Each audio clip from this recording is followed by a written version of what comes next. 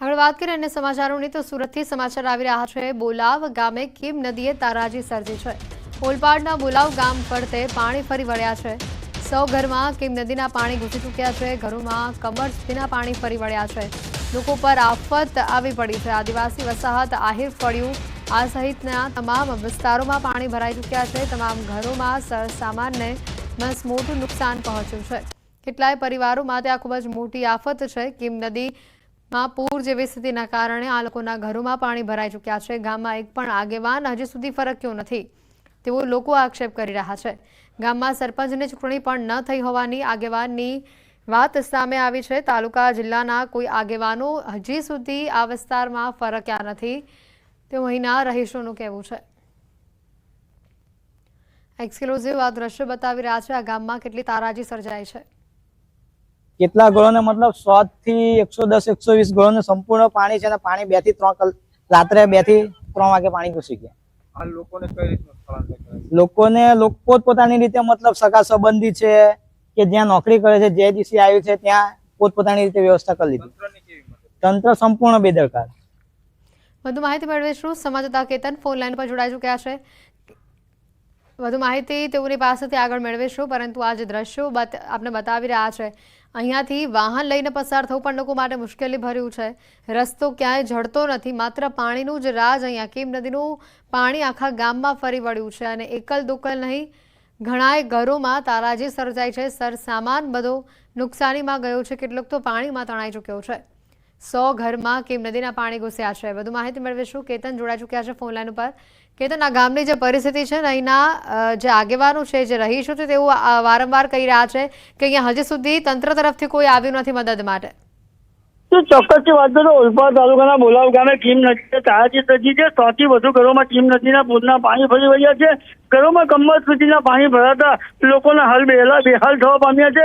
ખાસ કરીને બોલાવ ગામે આદિવાસી વસાહત આહિર ભર્યું સહિતના વિસ્તારોની અંદર આ સિઝનની અંદર સતત બીજી વખત પૂરના પાણી પ્રવેશતા આ સ્થાનિકોમાં ભારોભાર રોષ જોવા મળી રહ્યો છે। અને ખાસ કરીને જે ચૂંટાયેલા સદસ્ય કે જિલ્લા પંચાયતના કે તાલુકા પંચાયતના કે સરપંચો પણ કોઈ અહીં કોઈની મંડળે આવ્યા નથી। ખાસ મોટી વસ્તુ તો એ છે કે ગામમાં સરપંચની ચૂંટણી ન થઈ હોવાથી કોઈ આગેવાન નહીં હોય, જે અંતર્ગત ખાસ કરીને સ્થાનિકોમાં એક મોટા ભારે રોષ જોવા મળ્યો છે। તો બીજી તરફ આ જ તાલુકામાંથી ચૂંટાયેલા રાજ્ય કક્ષાના મંત્રી મુકેશ પટેલ પણ આ ગામમાં ક્યારેય મુલાકાતે ગયા નથી। બિલકુલ કેતન, આભાર માહિતી બદલ। ઓલપાડથી આ દ્રશ્યો બોલાવ ગામ ફરતે હાલ પાણી ફરી વળ્યા છે। કીમ નદીએ જે તારાજી સર્જી છે, નદીના પાણીથી ગામડાઓમાં જળબંબાકારની અત્યારે પરિસ્થિતિ આવી પડી છે। આપને સ્ક્રીન પરની આ 4 અલગ અલગ તસવીરો જુઓ, જેમાં ચોતરફ પાણી જ પાણી જોવા મળશે। વાલિયામાં ધોધમાર વરસાદથી કીમ નદીમાં ઘોડાપૂર આવ્યું। કોસંબાથી કીમને જોડતો મુખ્ય માર્ગ પાણીમાં ગરકાવ થયો। ખેડૂતોના ઊભા પાકને ભારે નુકસાન થયું। તો પાણી ભરાવાના કારણે મોટા બોરસરા ગામ આખે આખું સંપર્ક વિહોણું થઈ ચૂક્યું છે। કઠુદ્રા ગામમાં પાણી કીમ નદીના ઘૂસી ચૂક્યા છે અને જ્યારે ઓલપાડ વિસ્તારમાં પણ લોકોના ઘરોમાં પાણી ફરી વળ્યા છે, જેના કારણે ઘરવખરીને ભારે નુકસાન પહોંચ્યું છે।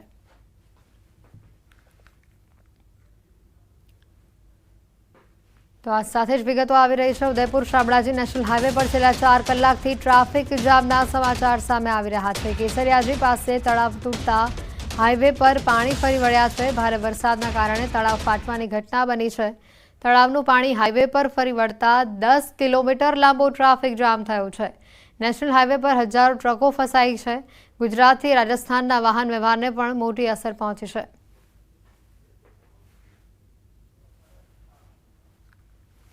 अरवल्लीथी आ दृश्य उदयपुर शामળાજી हाईवे हाल बंद करवानी नौबत आवी छे, कारण के हाईवे पर पाणी फरी वळ्या छे। नेशनल हाईवे पर पाणी फरी वळता 10 किलोमीटरनो ट्राफिक जाम छे। छेल्ला 4 कलाकथी आ ट्राफिक जाम थयो होवानी माहिती छे। केसरियाजी पासे आवेलुं तळाव तूटता आ स्थिति ऊभी थई। वडोदराथी समाचार। 9 फूट लांबो मगर देखाता लोकोमां फफड़ाटनो माहोल छे। वडोदरामां महाकाय मगरनुं रेस्क्यू करवामां આવ્યું છે। ईएमई टेम्पलना मैदानमां વધુ એક મગર નીકળ્યો। વનકર્મીઓએ 9 ફૂટ લાંબા મહાકાય મગરનું રેસ્ક્યુ કર્યું। શહેરમાંથી અત્યાર સુધી 45 થી વધુ મગરનું રેસ્ક્યુ કરવામાં આવ્યું છે। વડોદરામાં ફરી એકવાર મગર દેખાયાની ઘટના સામે આવી છે અને 9 ફૂટ લાંબો આ મગર હતો। અત્યાર સુધીમાં જે આંકડા આવ્યા છે ન્યૂઝ 18 પાસે 45 જેટલા મગરોનું રેસ્ક્યુ કરવામાં આવ્યું છે અને વધુ એક મગર અહીંયા વડોદરા શહેરમાં જોવા મળ્યો છે। 9 ફૂટ લાંબો મગર દેખાતા લોકોમાં ફફડાટ ફેલાયો છે। વડોદરામાં મહાકાય મગરનું રેસ્ક્યુ કરવામાં આવ્યું। આ તસવીરો આપણે બતાવી રહ્યા છે। વારંવાર મગર દેખાવાની આ ઘટનાથી વડોદરાવાસીઓમાં ડરનો માહોલ છે। વધુ માહિતી મેળવીશું। હાર્દિક ફોન લાઈન ઉપર સંવાદદાતા જોડાઈ ચૂક્યા છે। હાર્દિક, એક બાદ એક 45 મગરનું રેસ્ક્યુ તો થઈ ચૂક્યું છે અને આજે ફરી એકવાર શહેરમાં 9 ફૂટ લાંબો મગર દેખાયો છે। બિલકુલ થી હેતવી, જો વડોદરા શહેરની વાત કરીએ તો તમે જાણો છો એ પ્રમાણે કે વડોદરા શહેરને મગરોની નગરી કહેવામાં આવે છે। પૂરની પરિસ્થિતિ સર્જાઈ ત્યારથી અત્યાર સુધી લગભગ 45 મગરનું રેસ્ક્યુ કરવામાં આવ્યું છે। ત્યારે વધુ એક મગર જે છે તે નીકળ્યો છે અને જે જીવદયા પ્રેમી સંસ્થાઓ છે તેમના દ્વારા મગરનું જે છે તે રેસ્ક્યુ કરવામાં આવ્યું છે।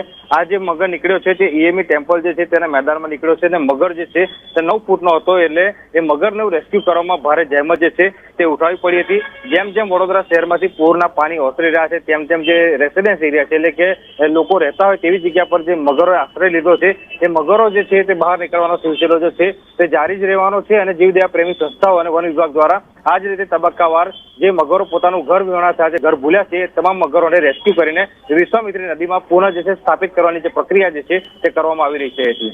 બિલકુલ હાર્દિક, આભાર માહિતી બદલ। ભરૂચના હાસોડ તાલુકામાંથી 166 લોકોનું સ્થળાંતર કરવામાં આવ્યું। આસરમાં ગામમાંથી 52 અને પાંજરોલી ગામમાંથી 114 લોકોનું સ્થળાંતર કરવામાં આવ્યું। કીમ નદીના પાણી બંને ગામમાં ફરી વળતા લોકોને સુરક્ષિત સ્થળો પર ખસેડવામાં આવ્યા।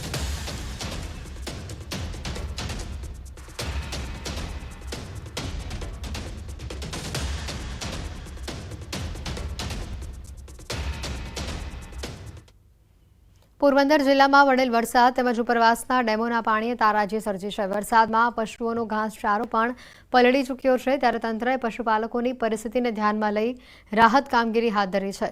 પશુપાલકોને પશુઓ માટે વિનામૂલ્યે ઘાસ પૂરું પાડવા માટે કાર્ડ ઇસ્યુ કરવામાં આવ્યા।